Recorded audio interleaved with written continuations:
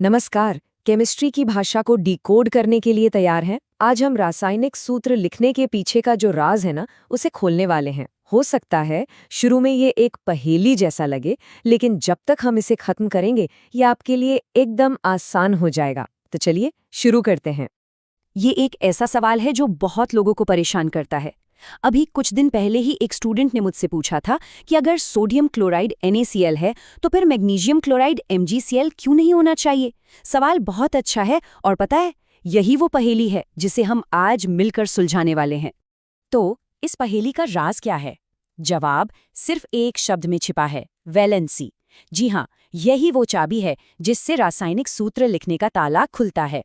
इसे आप तत्वों की कंबाइनिंग पावर या जुड़ने की ताकत भी कह सकते हैं, जो ये तय करती है कि कौन किसके साथ और कैसे जुड़े।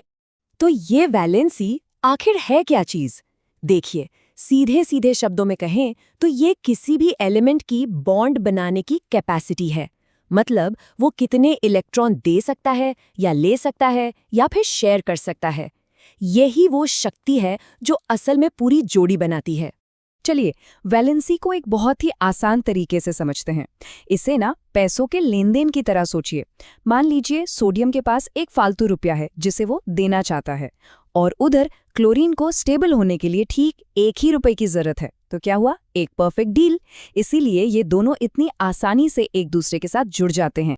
तो अब जब हम इसके पीछे का क्यों समझ गए हैं, तो चलिए अब कैसे पर आते हैं। इसके लिए हम एक बहुत ही सिंपल और भरोसेमंद टेक्निक का इस्तेमाल करेंगे, जिसे कहते हैं क्रिस क्रॉस मेथड। ये एक आसान सा 4 स्टेप का सॉल्यूशन है जो लगभग हमेशा काम करता है। ये प्रोसेस बहुत सीधा है। सबसे पहले हम एलिमेंट्स के सिंबल लिखते हैं, फिर हर सिंबल के ऊपर उसकी वैलेंसी लिख देते हैं। तीसरा स्टेप, और यही असली खेल है, हम वैलेंसी नंबर्स को क्रॉस करके नीचे ले आते हैं। और आखिर में बस ये पक्का करते हैं कि फॉर्मूला अपने सबसे सिंपल रूप में हो। ठीक है, थ्योरी तो बहुत हो गई। अब इसे एक्शन में लाने का टाइम है। हम कुछ एग्जाम्पल्स के साथ इस 4 स्टेप मेथड को ट्राई करेंगे और आप खुद देखेंगे कि ये कितना आसान है। चलिए शुरू करते हैं। तो चलिए अपनी पहली और असली पहेली से ही शुरू करते हैं, सोडियम क्लोराइड। देखते हैं कि क्रिस क्रॉस मेथड से हमें NaCl कैसे मिलता है। तो स्टेप 1, सिंबल्स Na और Cl। स्टेप 2, वैलेंसी दोनों की ही 1 है।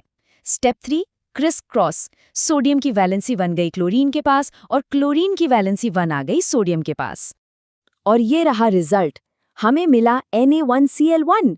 पर केमिस्ट्री में ना हम 1 को सबस्क्रिप्ट में लिखते नहीं है, वो अंडरस्टूड होता है। तो फाइनल सही फॉर्मूला बना सिर्फ NaCl। लीजिए, पहेली सुलझ गई। चलिए अब एक थोड़ा अलग एग्जाम्पल लेते हैं जहां वैलेंसी एक जैसी नहीं है। एल्यूमिनियम ऑक्साइड का फॉर्मूला क्या होगा? आइए पता करते हैं। प्रोसेस बिल्कुल वही रहेगा। सिंबल्स हैं Al और O। एल्यूमिनियम की वैलेंसी है 3, ऑक्सीजन की है 2। अब करते हैं क्रिस क्रॉस। 3 चला गया ऑक्सीजन के पास और 2 आ गया एल्यूमिनियम के पास। और बस हमें हमारा फाइनल फॉर्मूला मिल गया, Al2O3। यहाँ कुछ सिंप्लीफाई करने की जरूरत नहीं है, क्योंकि 2 और 3 को और छोटा नहीं किया जा सकता। देखा कितना आसान था। अब एक ऐसा उदाहरण देखते हैं जिसमें हमारा आखिरी और सबसे जरूरी स्टेप काम आएगा, सिंप्लीफिकेशन। चलिए कैल्शियम ऑक्साइड का फॉर्मूला लिखते हैं। यहाँ सिंबल्स हैं Ca और O, और मजे की बात यह है कि दोनों की वैलेंसी 2 है। जब हम क्रिस क्रॉस करते हैं तो हमें मिलता है Ca2O2। लेकिन रुकिए, यहाँ एक छोटा सा ट्विस्ट है। केमिकल फॉर्मूले हमेशा अपने सबसे सिंपल रेशियो में लिखे जाते हैं। हम 2 और 2 दोनों को 2 से डिवाइड कर सकते हैं ना।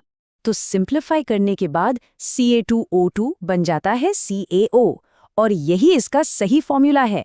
इस आखिरी स्टेप को कभी मत भूलिएगा, ये बहुत बहुत जरूरी है। ठीक है, अब एक एडवांस लेवल का केस देखते हैं।